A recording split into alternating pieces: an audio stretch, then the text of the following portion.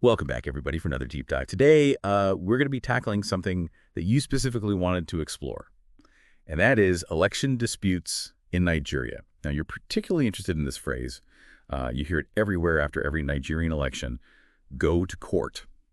And yeah, I get it. It seems like every election ends up in some kind of legal battle. But are the courts really the answer to all of Nigeria's election problems? Well, we've got your stack of sources right here.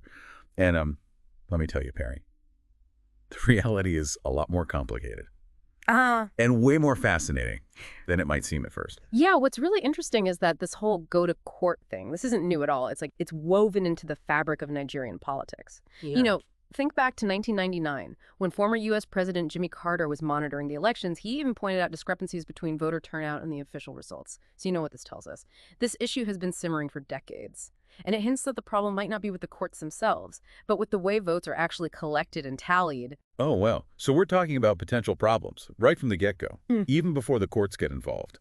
But if there are issues with the elections themselves, you would think the courts would be the place to sort them out right. Well, that's where things get even more interesting, because Nigerian law actually prevents courts from interfering with the Electoral Commission's work. And this isn't a recent rule either. Back in 1993, there was a law in place that stopped courts from getting in the way of the electoral body doing its job. It's why Arthur Nenzaribe's group, the Association for Better Nigeria, couldn't stop the June 12 election, even though they tried to use the courts to do just that. Hold on. So even back then, you couldn't just, run to the judge to stop an election in the middle of it happening. That's a pretty big limitation, isn't it? It is. And this limitation was reinforced even more by rulings like the one from Justice George Oguntade. He essentially said that any court order that contradicts this law, the one preventing court interference in elections, is null and void. So the courts are kind of like referees who can only review the replay after the game is over. They can't just, change the score while it's happening.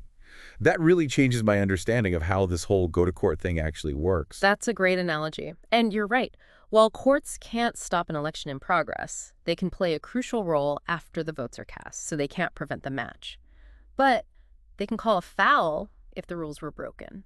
For example, there was an election in Rivers State where the courts couldn't stop it from happening, but they actually nullified the results afterward because of irregularities. So the courts definitely have power, but it's a power that kicks in after the fact, not during the election itself.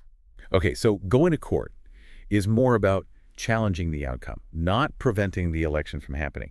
But if that's the case, why does it seem like every election dispute ends up at the federal high court in Abuja? Is there something special about that particular court? That's a great question. And it really points to some potential concerns about biases and outside influences. See, all the federal high courts in Nigeria technically have the same jurisdiction. Think of it like this. You wouldn't go to traffic court to fight a parking ticket. You know each court has its own specialty. But for some reason, the federal high court in Abuja seems to be like a magnet for election cases, even cases that come from outside its geographical area. It's like everyone's just trying to get their case before Judge X in Abuja. Yeah. Maybe he's got a magic gavel or something. But seriously, is it possible that certain courts, or even certain judges, are seen as more favorable to certain parties or outcomes? It's hard to say for sure, but the source material does mention a case in Kano. That raises some eyebrows. It involved a chieftaincy matter, which should typically be handled by a state court, but it ended up in the federal high court, which actually ruled in favor of creating another emir. Wait, hold on. What does jurisdictional overreach mean? Are you saying that a federal high court stuck its nose into a local issue that wasn't really its business? Exactly. It's like a city council trying to make laws for the whole country. It's stepping outside its defined area of authority. And this case highlights a bigger concern, which is the potential for manipulating the legal system for personal gain. So we've got a history of disputed elections, legal limits on the court's power, and now concerns about whether those courts can even be trusted. This whole go-to-court thing is a lot more complicated than I first thought. It definitely has a lot more layers than what you see on the surface. And there's another factor that adds even more complexity: the role of the military in Nigerian elections. Oh, that's right. The source actually mentioned how the APC used to oppose the army being involved in elections. But now that they're in power, they seem to be okay with it. What's going on there? It seems like a pretty big shift. It does, doesn't it? This is a classic example of how being in power can change your perspective. It also highlights this ongoing debate in Nigeria about what role the military should have in a democracy. Should they be involved in securing elections? Or does their presence actually create this atmosphere of intimidation and potentially influence the outcome? Okay, so we've seen how the courts are limited in what they can do, but now we've got the military potentially stepping into the picture. It's like everyone's trying to figure out the right balance between keeping things safe and making sure people are free to vote without feeling intimidated. That's a tough line to walk. It is, and the APC's changing position really shows just how difficult it can be. To figure out the best way to handle these really complicated situations, what might have seemed like the right approach from one perspective can look very different. When you're the ones in charge, we've uncovered some serious complexities with this whole go-to-court situation in Nigeria, haven't we? But let's shift gears for a bit. Imagine we could hit a reset button. What would a truly solid and reliable electoral system look like in Nigeria? What are the ingredients for a healthier democracy? Okay, so we're moving from figuring out the problems to brainstorming solutions. I'm all in. Hit me with those key ingredients. Well, first up, we have to tackle those discrepancies in how votes are collected and counted. Remember those ones we talked about earlier? Former U.S. President Jimmy Carter's observations back in '99. Those kinds of discrepancies really chip away at people's trust and fuel all those post-election legal battles. Right, because if people don't believe their votes are being counted correctly, they're going to challenge the results, no matter who wins. It's like playing a board game where you're not sure if the scorekeeper is being honest. No one's going to trust the final outcome. Exactly. So transparency is key. Every single step of the vote counting process needs to be open for everyone to see, from the local polling stations all the way up to the final tally. Independent observers, both from Nigeria and other countries, should have full access to monitor the entire process. And it can't just be about watching right. There needs to be a clear system in place to deal with any problems or inconsistencies that come up. Absolutely. We need a strong and impartial way to challenge election results, a system that is fair, efficient, and most importantly, free from bias. This is where a robust and independent judiciary comes in. The courts need to be able to step in and make sure the rules were followed. So we're back to the courts again. But we've already talked about concerns about judicial integrity and potential biases. How can we be sure that the courts will really be impartial when they're dealing with these really heated election disputes? That's a very valid concern, and one that needs a multi-pronged approach. We need to invest in better training for judges, promote ethical behavior, and really shield them from any kind of outside pressure. It's like training athletes. They need the best coaches, a strong sense of fair play, and protection from anyone trying to rig the game. So better training, stricter ethical guidelines, and safeguards against outside pressure. It sounds like we're talking about a major overhaul of the entire judicial system, not just a quick fix. It's a long-term project for sure, but it's crucial if we want people to believe that the courts can actually handle election disputes fairly. And there's another critical piece of the puzzle: electoral education. You mean teaching people how to vote? I think most folks know how to fill out a ballot. It's more than just that. We need to educate the public about their rights as voters, how the whole electoral process actually works, and why it's so important to hold their elected officials accountable. So it's like giving people the owner's manual for democracy. Informed citizens are more likely to participate and demand that their leaders follow the rules. Exactly. An educated electorate is a powerful force for positive change. And this is where technology can really make a difference. Ooh, now we're talking. Tell me more about how tech can help. Imagine a system where election results are sent electronically from each polling station. This could really cut down on opportunities for manipulation during the counting process. That would be amazing. No more shady business going on in back rooms while votes are being tallied. But what about security? How can we be sure that those electronic systems can't be hacked or tampered with? Security is paramount, of course. We need really strong cybersecurity measures in place to make sure any electronic voting system is completely secure. But technology can also be used to increase transparency as well. Think about online platforms where voters can actually track their ballots in real time, or websites that provide live updates on election results. So we're talking about bringing elections into the 21st century, making the whole process more transparent and accessible to everyone. Kind of like how we can track our pizza deliveries online. We know exactly where our votes are and how they're being counted. Exactly. And by giving citizens access to that information, we can create a more engaged and informed electorate, one that is better equipped to hold their leaders accountable. This all sounds fantastic, but I have to ask, are these just idealistic dreams?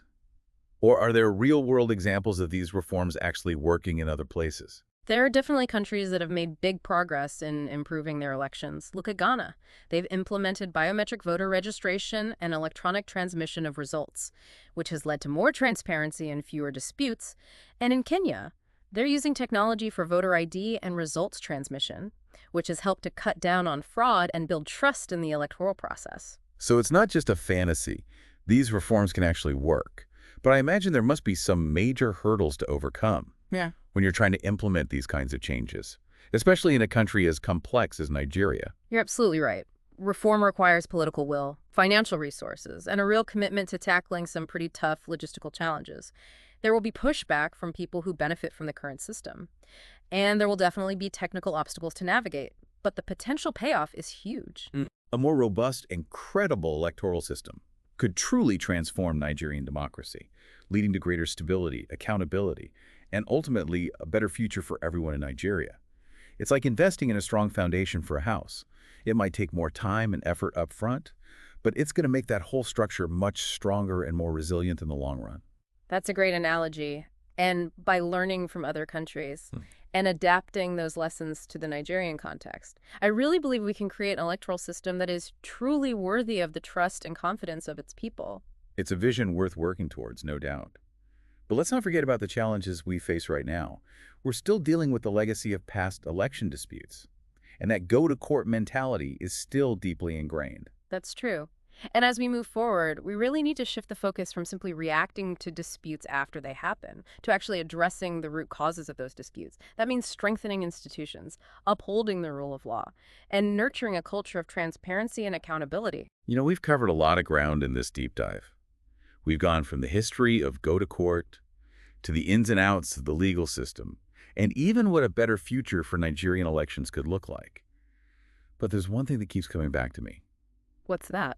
We've talked a lot about the nuts and bolts of elections, the rules, the technology, the courts. But what about the human side of things? Don't we need to deal with the reasons why these disputes happen in the first place? You're absolutely right. You're hitting the nail on the head. At the core of so many of these election disputes is a simple lack of trust. Trust in the process, trust in the institutions, and maybe most importantly, trust in each other. So it's not just about having the right laws in place. It's about creating a culture where everyone believes in the system and respects the outcome, even if their candidate doesn't win. Exactly. We need to move away from that winner-takes-all mentality that often drives these disputes. We need a system where everyone feels like they're actually part of the process, where everyone's voice matters. That sounds like a huge challenge, especially in a country as diverse as Nigeria, with so many different political views. How do we even start to bridge those divides and build that kind of trust? Well, it starts with talking to each other. We need to create spaces where people can have these open and honest conversations about their differences, where they can really listen to each other. Yeah. And start to see each other not as enemies, but as fellow citizens with a shared future. So instead of everyone running to court and fighting it out, we need to find ways to connect and engage, even when we disagree. Exactly. And that needs to happen at every level. From local communities to the national political parties, we need to create a culture of political tolerance, where it's okay to have different opinions and where everyone feels like they have a say in shaping the future of their country. That's a big goal. But I think you're right. If we can tackle that lack of trust and create a more inclusive democracy, then maybe, just maybe, those three words, go to court, will become a thing of the past. It's a future worth fighting for. And while there's no quick fix, I believe that by working together, by talking to each other, and by building trust, we can create a Nigeria where elections are a celebration of democracy, not a source of division. I love that elections is a celebration. Well said. And on that note of hope, I think it's time for us to surface from this deep dive. Thanks for joining us. But remember, the conversation doesn't end here. It's up to all of us to keep exploring these issues, to question our own assumptions, and to work towards a Nigeria where democracy truly reflects the will of the people. Until next time, keep diving deep.